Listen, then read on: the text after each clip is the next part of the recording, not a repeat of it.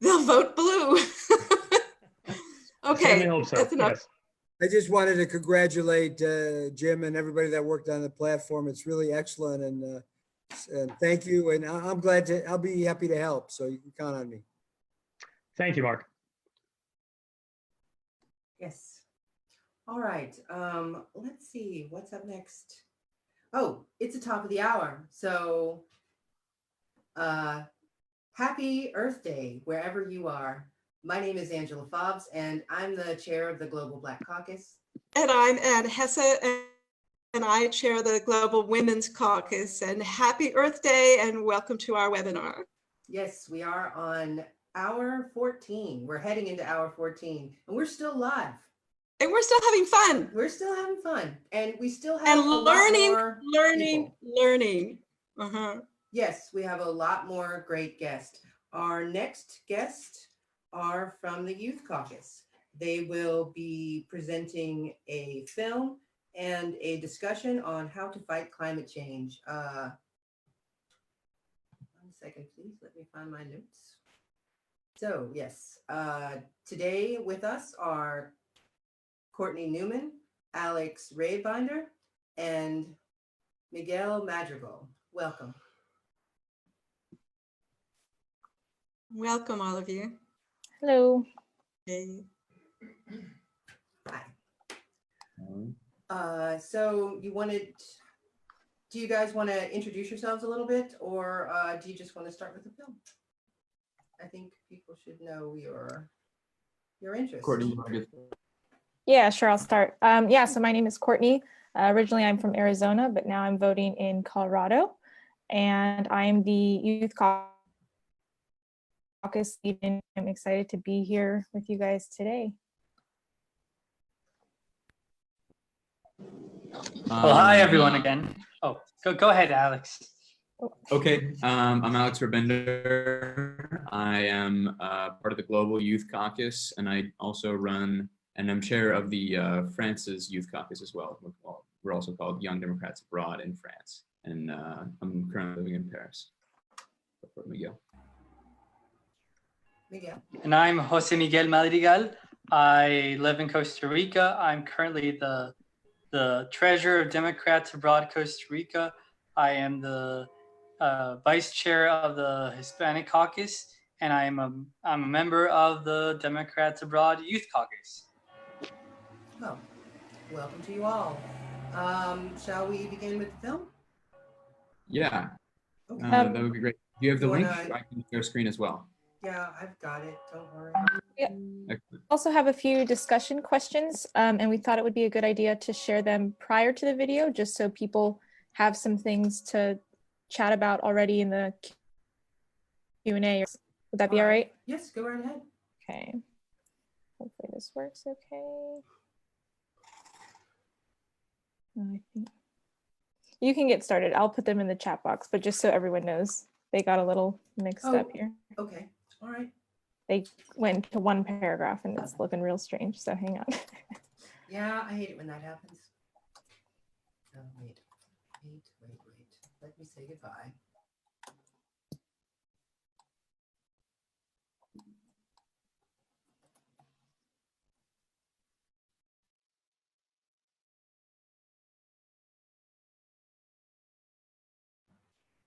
Wow. That was rather hopeful. What has been the general theme of the other clips that have been played so far? Has it been rather hopeful or mostly fearful messaging, I should say? I would say not fearful messaging, clear messaging about what the problem is, but hopeful because we know we have the solutions. We just have to implement them. Right. So that has been sort of the let's all do something because we actually can fix this problem. Yeah. It looks like you have a number of. Are those the questions you wrote in? Yeah, hopefully they showed up okay, but we can just briefly talk about them. Hopefully Yeah, go some ahead. of the attendees would like to join in the Q&A. But yeah, we had more or less chose this video. We thought it just provided a great hopeful message. I actually study environmental science, so I often am daunted by all of the things happening concerning climate change and global warming. So it's nice sometimes to just have a hopeful message in there. Yeah, so basically we just wanted to get an idea of what your general impressions were of the video, just to start. Hopefully someone wants to share. Well, if you want to share your impressions of the film, just enter them into the Q&A box. There is something in there right now. Oh, no, that is just a call for people. If anyone is interested in the environmental policy group meetings, you can get on my list by writing me at dianepowers@hotmail.com. Expert speakers present their ideas and then we'll discuss them. I will just, I can take this out. Actually, I can't take it out. It won't let me copy and paste it, but you can contact dianepowers@hotmail.com.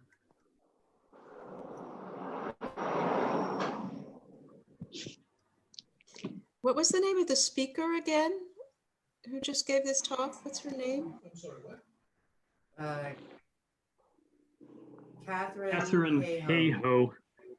Hayhoe. Hayhoe. Or possibly Heyhoe, but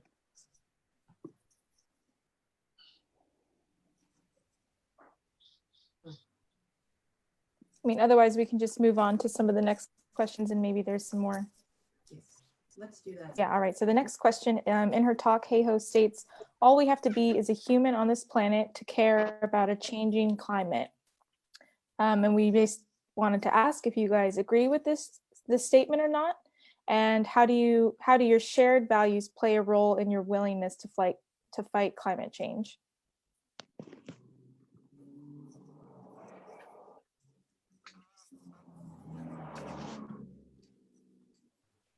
You can just write your answers in the Q&A box or in the chat, and I'll read them off. While we're waiting for people to do that, I would say that climate change is almost one of the reasons why climate change and Donald Trump are the two reasons that I joined Democrats Abroad. It's very important for all of us. It's important for the future, and anybody that's alive right now, unless you're 90 years old, you're probably going to be alive in 8 years. So this affects you too. It's a very pressing issue. It's not just a concern for people that are young. It's a concern for all of us.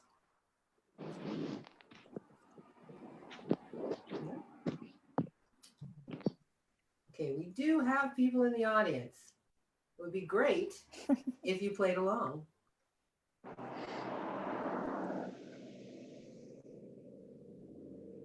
No? Not even Katie? Come on, Katie, you always have a question. Anne, how do you feel? Yeah, well, of course, climate is, we wouldn't be doing this if climate weren't very, very important to us. She did mention in her talk something that we've been saying all day since our first conversations this morning, was this question about your own personal behavior as opposed to systemic change, really doing something politically, major changes in what we do. And she's talking about not flying and all of these small things that we can do, like light bulbs and so forth. That's a question in my mind, whether we can really do enough of these small measures ourselves to make a major impact. And I don't think with the 8 years that we have left, that I don't think that we just personal small changes in our behavior is enough. It sounded to me like that's what she was encouraging, but maybe I missed something. What do you think? Is that her gist? Was that her point? I found that a lot of her messaging was about personal actions that could be made, especially, I mean, locally, and in regards to how you communicate with your immediate communities, rather like your support groups, whether you be your family, church, or other social activities that you take part in. And One of the things after watching this video, I thought of is, how do we approach Republicans? We live in a ultra polarized world right now, and most of the things we say are facts, and they refuse to believe in those facts. And so she did bring out a good point on how do we talk to Republicans, and how she mentions faith and the economy, and this being a national security issue could bring Republicans to cross the bridge. I think in the video, just commenting off of what you mentioned, she makes the point to say that the biggest thing we can do, obviously, is talk about it, but it's more about connecting with people and our shared values. And for as much as I think we are polarized, I think our still value even a Republican chair. I'm sure most Republicans, care about their family. And in my mind, if you care about your family, there are reasons to care about climate change. Same thing if a Republican cares about being able to take a walk outside and enjoy recreational activities outside. That's another reason, or at least another point that you can somehow start a conversation with them. And I think, of course, I study this. I personally don't mind kind of getting on people's nerves with this, but I know that can be very scary and intimidating. And I think the best thing you can do if you don't feel comfortable being a little bit on getting on people's nerves, the best thing you can do is just start talking to people who you maybe know more personally, even if they may have different views than you, talking with family and friends, getting on their nerves a little bit if you feel comfortable, to just indicate to them that there's certain things that they could change in their daily lifestyle that would already make a big difference. I have to say here, my mother was a conservative Republican, and somehow it's going to sound crazy, but she connected this idea of any kind of conservation or limitation on her freedom as something that's equal to communism and the Soviet Union, and very un-American to have to limit and save and recycle and all of those things. They believe that. They connect the flag and patriotism and freedom with the opposite of what we're talking about, taking care and pulling back and changing your light bulbs and not flying. They think it's unpatriotic somehow, conservation. Does anybody else run into Republicans like that? Make it a patriotic? Yeah, I have, but I also find that a kind of funny point is that you'll find that one of the biggest allies of environmentalists happen to be hunting organizations or recreational hunters who happen to be very much on the conservative side when it comes to other politics, but they spend an enormous amount of resources in conservation projects within the US and around the world. Whether that's what are the best programs moving forward to kind of reach across the aisle to kind of point out that the differences aren't that bad or aren't that big. That's really interesting. That really is a really good point of connection. Yeah. That's good. And just to comment on what you said, I personally haven't encountered anybody like this, but I would also just, be honest and just admit that there's some people who are just never going to be on this side. And if that's how they want to be, I rather see it as, move on to the next person. If they're really stubborn and stuck in their ways, I'm sure there's a handful of other people that, you can at least start a conversation who are willing to talk to you about it. So. I guess. And then maybe just, Oh, go ahead, No, I was just Angela. going to say, I've met people who were appalled by the idea of changing light bulbs. I actually don't understand it. I think you're right. There's some people we're just not going to be able to reach. You know, the LED light bulbs save so much money, not just in the cost of electricity, but the fact that you don't have to buy them very often. But it's like it's been said on whatever podcast or radio or TV or whatever that they listen to that this is somehow a liberal plot to take away your freedom. And that's how they see it, that we're taking away their freedom, the not being able to buy a normal light bulb. It's right up there with the people protesting because they can't go out and get COVID. Like, there's some people you won't be able to get through to. Yeah, it's the same mentality as these people wanting to go out and go play during the pandemic. Same mentality. Their freedom is at stake. Yeah.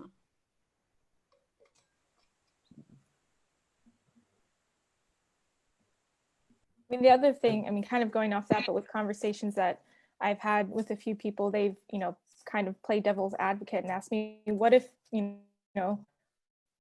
all that you believe in change, all that you study, what if it's not true? And what if, humans aren't actually the main cause? Like, why would you still be doing what you do? And I rather just say to them, kind of just like the speaker said, I'm a human on this planet, and for as much as it may or may not be true, that's beside the point, that whether or not I believe in it, but just I'm a human on this planet, and just for as much respect as I give any human, any person walking on the street, I also think that I, should also be responsible and show respect to everything else that's on this planet that has been put here by whoever you may or may not believe in, and just be able to admire it and protect it for its beauty, at least. Yes. Another point we should bring up is Republicans who do believe in climate change. They should raise their voice and be more, bring them out on the campaign trail if necessary. But we have to show that there is common ground on climate change. I think one of our earlier speakers mentioned something about a Republican group that is a climate action group. They're not very big, but I guess there really is a small group like that. Who was that who mentioned it earlier?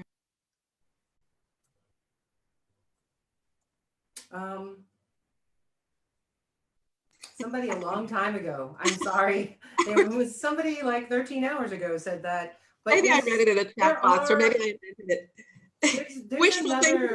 There's another TED Talk by an actual Republican conservative Christian woman that's some kind of a scientist. She's from the South. I'll try to find it. And she has this methodology of talking to people. She's doing like that lady in the video said, talking to people that you have something common with. So she goes around churches, to conservative right-wing churches, and talks to people about climate change, about, with the sort of same idea that Catherine had, that we have a common interest. Why would I try to mislead you? And so she's been slowly trying to convert right-wing Christian people into climate change believers, and it's slowly working. Oh, we did see that. And her husband's a preacher, and she's a climate scientist. Yes. Evangelical. Yes. Yes. Right. Yes. It's a very good one. Interesting pair. There's a comment over there that says, the college Republicans have made their opinions very clear. The Republican Party is going to lose their generation. So I think he's right. If we don't act now, we won't actually be able to age to be 30, 80, 90 because of this crisis.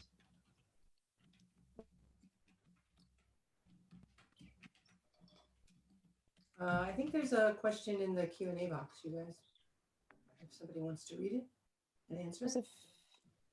There's a few more. I'm scrolling up a little bit. One from Lori. She says, I believe that one of Heiho's shared values that really helped her a lot was her sense of humor, and less that we should all benefit from trying to imitate her style and her humanity. Someone wants to comment, but I think that's the point. I think one way is to connect with people, so just being personable and making it relatable and enjoyable to listen to. That's a good point. And then there's another comment from Candace.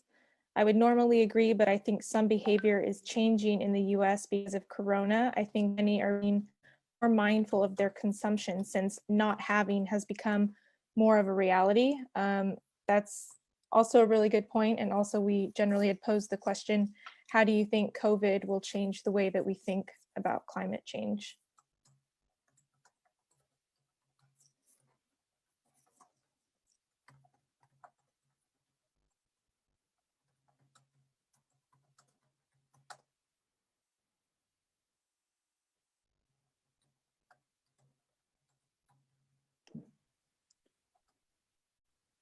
Can I read one of the questions from the Q&A?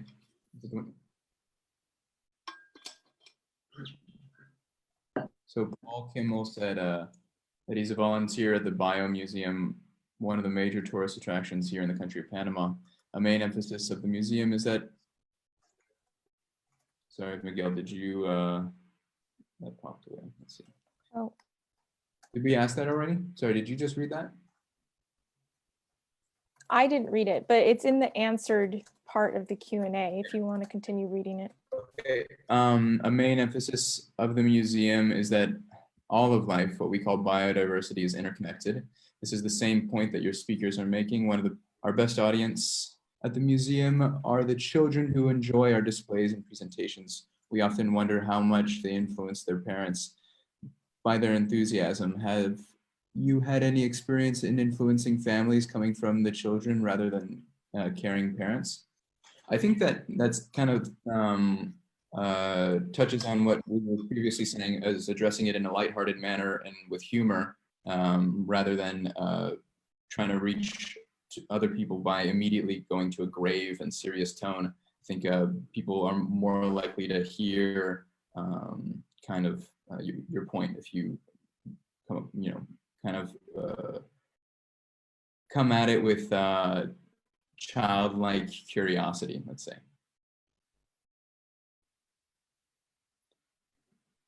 But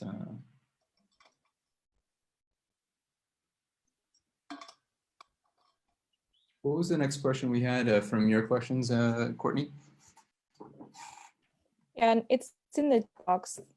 Well, I mean, one of the next real questions that was in connection to one of our questions too is just, how will COVID possibly change the way that we think about climate change, and how will it possibly make us more mindful of our consumption?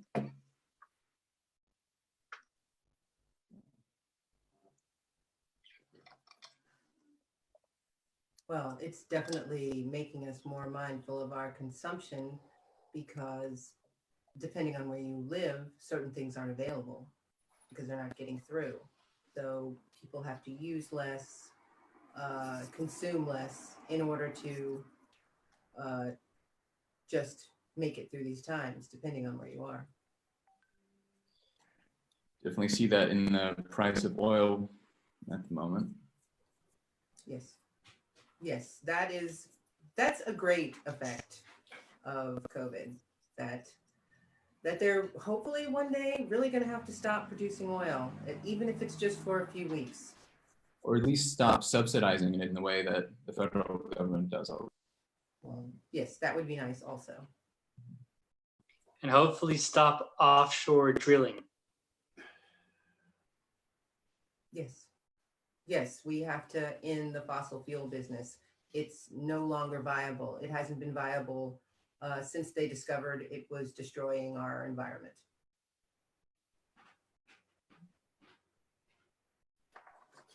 Okay, you guys.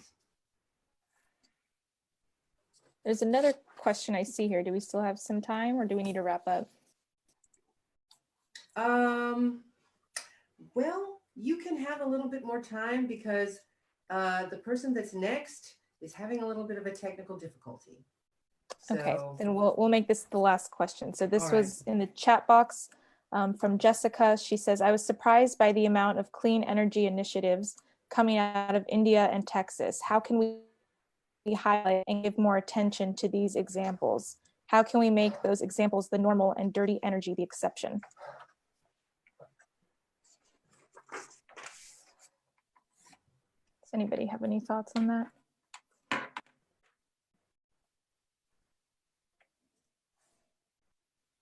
Well, where I live in Costa Rica. 97% of our energy is renewable. Most of it comes from either hydroelectric, solar, or wind power. So, and near the volcanoes, it's geothermal.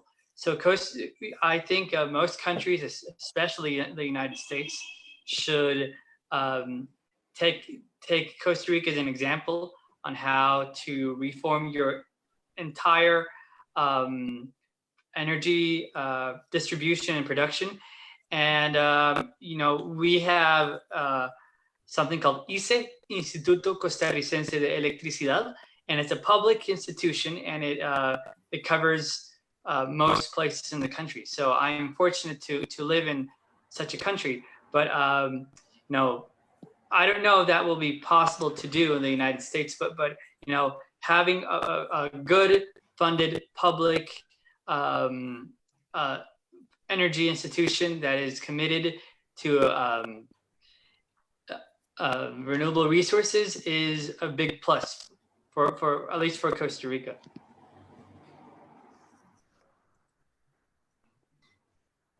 I mean, at least to address the question, how can we make those examples the normal and dirty energy the exception? I mean, generally, I think a major thing that we can do is vote for the people who have the same beliefs that we do. But I also would say, in terms at least of solar energy, because that's a popular one for individuals, and their home is, kind of putting your money in your pockets. If this is something you believe in, invest in that. Invest in the solar for your home. Set an example for those in your neighborhood. I think that's one way that you can kind of get a conversation and some action going a little bit more anyway.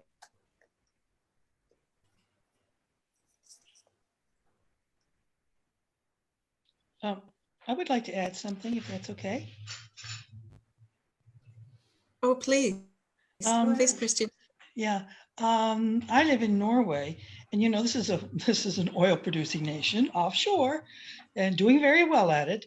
But I mean, the government here has actually mandated that we go away from fossil fuels to heat our homes. So as of 2020, we can no longer heat our homes with fossil fuels. wow. So my house was heated with fossil fuels, so now I'm going over to geothermal heating. So I think a lot has to do with the government and their attitude towards it, even though in a way they know it's hurting them. They're still going in that direction. Also, Norway is the country that has the largest fleet of electrical cars. And that's because they have a 110% tax on cars, but if you buy an electrical car, there's no tax. There's no parking fees, and they have charging stations for free all over town. So like my son said, who bought a Tesla, it's a no-brainer to buy an electric car in this country. And that's the reason why they have such an large electrical car fleet. So again, I think it's a lot to do with the government and the policies that they implement that really sets the direction of a country.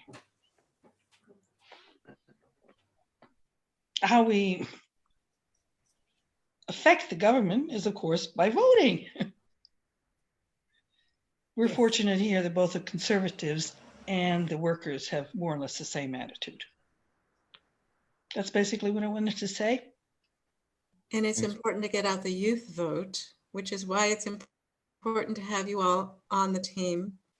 Because as somebody mentioned, somebody in the chat box, that even young Republicans are also very smart on climate, and they're not stupid, and they know what's coming. So as your speaker mentioned, it really isn't a political issue. It's not, it shouldn't be a conservative or liberal issue. And so the youth, blue youth, red youth, it's all important to get together on this one issue, if nothing else, at least on climate. Agreed. Okay, another question, more comments? How's Katie doing? She's coming? having some technical difficulties, but we have some other, some videos that we haven't shown yet and things like Okay. this. So while she sorts out her difficulties. Did anyone plug the documentary from? Oh, the documentary from Michael Moore. That's Yeah. right. I saved Oh, it. mention that. Yeah. I left a tab open. They have a little trailer that I thought I would play, since the movie is an hour and 40 minutes, and but the trailer is kind of interesting. So let's take a look.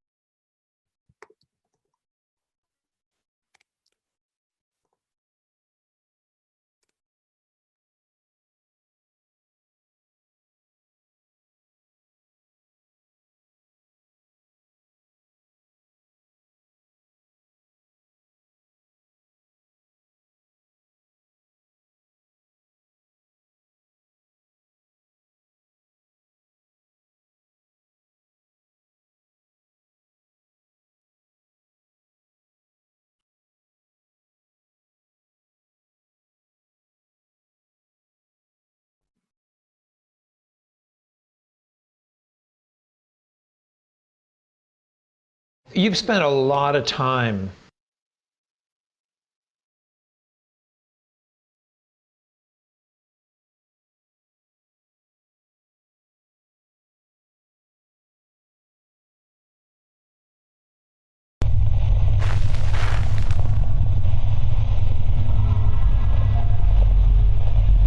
The solutions are out there.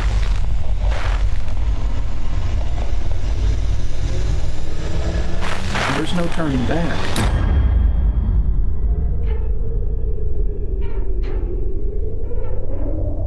I don't think the people in charge are near nervous enough.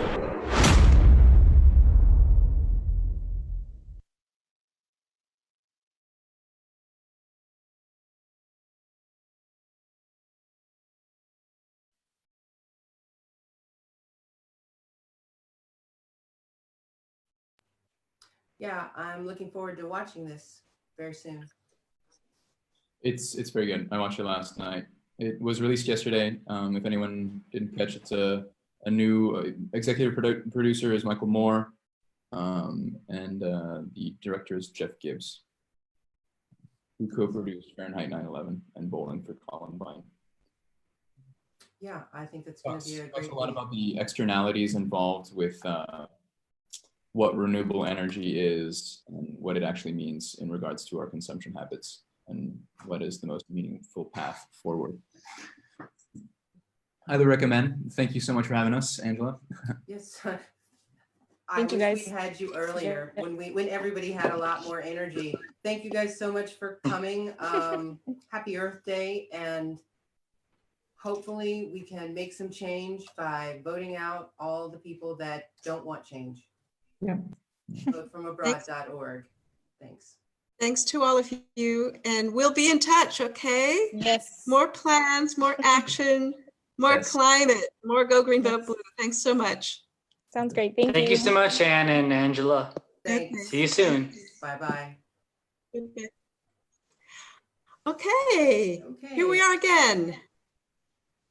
All right. I don't know where Katie is. Oh, Katie is masquerading as a second Kelly. As Kelly. Yes. Oh. That is so great. Okay. Kelly, you are so resourceful, so clever. Yes. Thank you very much for sharing your link so that we could get someone who lost their link back in. No worries at all. There she is. There's Katie with a mask. Looks a lot like, but Kelly with a mask looks a lot like Katie Solon. Yeah. Let's just take a moment and watch a member video real quick. Someone who's taken the time to make a video and ask us to vote. And then we'll talk about phone banking.